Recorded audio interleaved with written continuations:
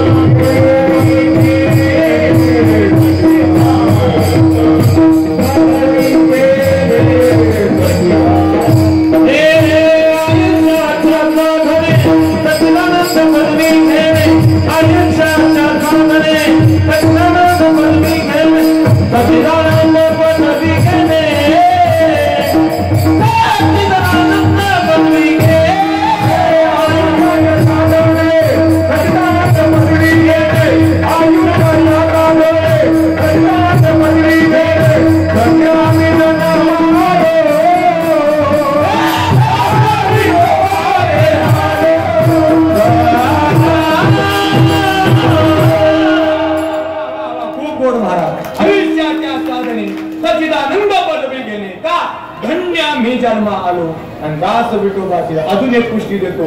नर्याच्या साधने सच्चिदानंद पदवी घेणे एवढा अधिकार नारायणे कृपावलोकन दिला असे.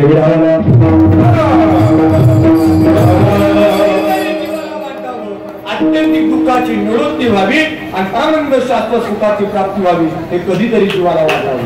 कधीतरी या दुःखातल्या बाजूला व्हायचा प्रयत्न करावा. पण लोक सहज बोलून मोकळ होतात, आम्हाला जाऊ द्या मोर महाराज काय करे मेल म्हणजे गेलं.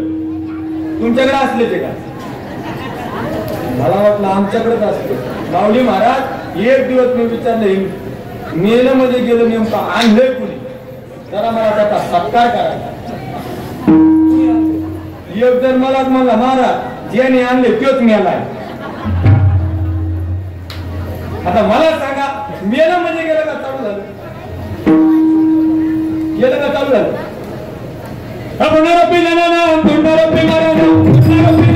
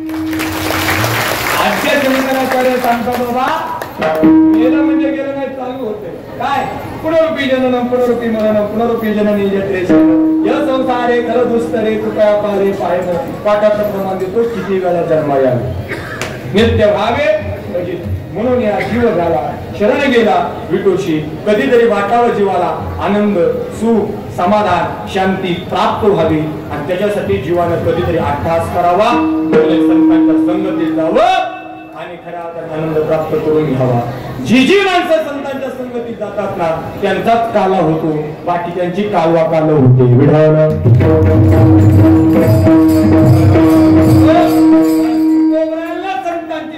लागली मग काला झाला म्हणून ते म्हणतात आम्ही पुन्हा पुन्हा जन्माला उपजोनिया पुरती. का बाबा काला खाऊ दैवा कोणता? हा काला का जीव शिवाचा ऐक्य हा काला. तो खाल्ल्याशिवाय हा कळत नाही आणि हात समजल्याशिवाय त्याचा खाण्याचा आनंद कळत नाही. विढावलं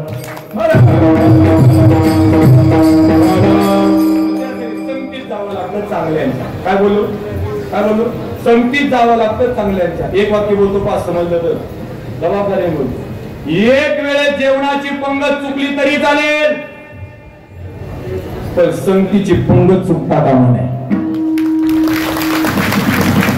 जेवणाची पंगत चुकली तर एक वेळेचं जेवण चुकेल, पण आयुष्याची जर पंगत चुकली ना बाबा संगतीची, तर आयुष्य बिघडल्याशिवाय राहणार नाही.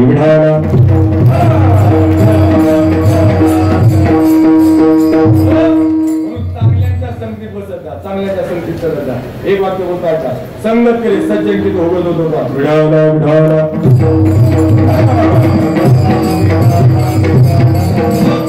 संगत करे सज्जन की तो होगत होतो बात, संगत करे गदे की तो खागत होतो.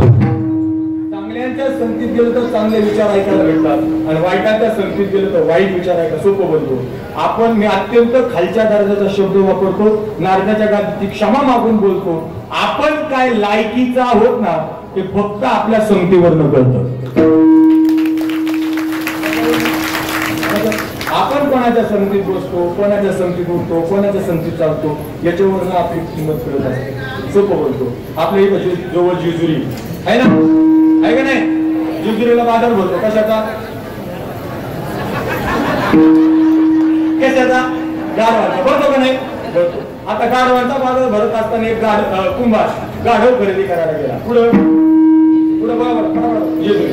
आणि गाढव खरेदी करायला गेल्यानंतर त्यानं गाढव पाहिल्यानंतर म्हणलं, वा काय पांढरे शुभ्र माणसासारखे, वा काय सुंदर दिसते, नागशा रे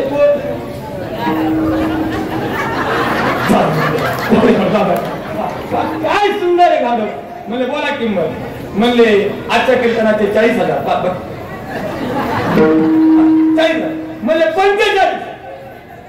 पण माझी आटे. म्हणले काय? म्हणले काय? म्हणले हे गाडो मी घरी घेऊन जाणार, मला पटलं तर ठेवणार, आणि नाही पटलं तर परत आणून जाणार. म्हणले दिवस मावळती गेला. म्हणले ठीक आहे, ओळखीचा होता, जीवाला जुळता होता. म्हणले मग गेला घरी गेला. दृष्टांत लक्ष देऊन मनाचे काम करून नाही करत. घरी गेल्यानंतर त्यानं ते गाढव, घरी 4-5 गाढव त्या गाढव सोडून दिलं. घरात गेला, जेवला, झोपला. सकाळी उठला, स्नान संध्या सगळं उरकलं, जेवला, परत गाढव सोडलं, आणि गाढव घेऊन परत पुढं माळवाडीला नाही, मी जेजुरीला सांगतो. गेला जेजुरीला गेला, आणि व्यापाऱ्याला म्हणा, दादा एक गाढव तुम्ही मत 45 देणार होते, मी 45 तुम्हाला देणार होतो, पण हे काय गाढव माझ्या लायकीचं नाही, हे काय गाढव माझ्या कामाचं नाही. म्हणले का? म्हणले काय काम करून घेतलं का? म्हणले अजिबात नाही. म्हणजे तुम्हाला त्रास दिला का? म्हणले अजिबात नाही. म्हणले मग काम चुकारपणा केला का? म्हणले अजिबात नाही. म्हणजे तुम्हाला लाथा आणला का? म्हणले अजिबात नाही. मग घरच्या गाढवाला त्रास दिला का? म्हणले अजिबात नाही. म्हणले मग का नको तुम्हाला? म्हणले त्याचं कारण एकच आहे, मी घरी माझ्या 5-6 गाढव आहेत, त्या गाढवात हे गाढव नेऊन सोडलं, आणि घरात गेलो, जेवलो, झोपलो, आणि सकाळी ज्या वेळेस मी उठलो सकाळी त्यावेळेस पाहिलं तर हे गाढव एका माझ्या जवळच्या अत्यंत कामचुकार गाढवा शेजारी बसलेलं होतं. ज्या आरती एका कामचुकार गाढवा शेजारी बसले, ती आरती हे सुद्धा कोण? मी कोणाचं सांगतोय? गाढवांचं सांगतोय. आता आपण ठरवा आपल्याला कोणाच्या संगतीत बसायचे, कोणाच्या संगतीत उठायचे. एक वाक्य बोलतो ऐका, संगतीचा परिणाम जास्त होतो. मला सांगा, चांगल्याचा परिणाम वाईटावर लवकर होतो का वाईटाचा परिणाम चांगल्यावर लवकर होतो? परत वाक्य ऐका, चांगल्याचा परिणाम वाईटावर होतो का वाईटाचा परिणाम चांगल्यावर लवकर होतो? कोणाचा? वाईटाचा परिणाम कोणा होतो? चांगल्यावर. माझा परिणाम तुमचा होणार? वा वा वा. ऐका बारीक आहे काय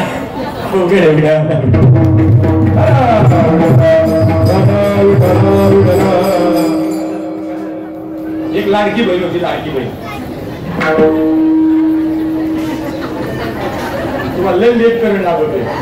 एकदा मी तुम्हाला बोलायचं सोडून दिले, 9-10 महिने झाले.